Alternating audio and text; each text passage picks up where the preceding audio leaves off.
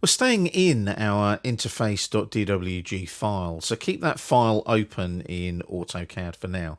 As I mentioned in the previous video, we've got a live AutoCAD drawing open, which means we've got access to all of the menus and tools and things in the AutoCAD interface. It just makes life that little bit easier.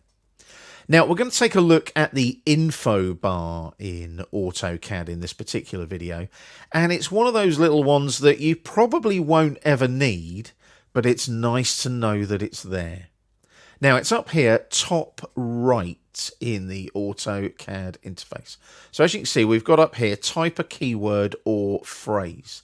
Now, if I click there, like so, and typed in, say, line, and then I can either click here on the magnifying glass there, or I can just press enter. It would then open up the help screens with all of the help screens that have the word line in them. It allows me to locate all of that information in the AutoCAD help.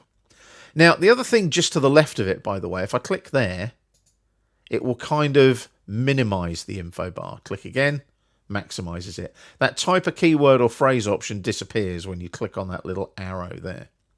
Now, as I mentioned, type a keyword or phrase, press enter, that'll help you find things in the AutoCAD help screens. Moving along, you'll see a little blue head and shoulders icon. That is where you're logged into your Autodesk account. So you can check your account details, you can explore further AutoCAD purchasing options. It's all subscription based, remember? You can manage your subscription license, your privacy settings. You can also sign out of your AutoCAD subscription and quit AutoCAD if you want to. So it's a very simple menu to utilize. The little shopping trolley will open up the Autodesk App Store in a separate browser window. You can then go and locate Autodesk apps that might work with AutoCAD. Some of those are free, some of them you have to pay for. And then here, we've got Stay Connected with the Autodesk online community. We can connect with Autodesk via our Autodesk account or check our certified hardware. We can go onto the web and look at the AutoCAD blog, the YouTube channel, Facebook page, Twitter page. Also, as well, just moving along there, got a little question mark with a down arrow. That's our help. So as you can see there, we can download offline help, which is incredibly useful when you're working on site. So you download the offline help files, and then when you go to the help, you've got all the access to the help. It's just not the updated online version.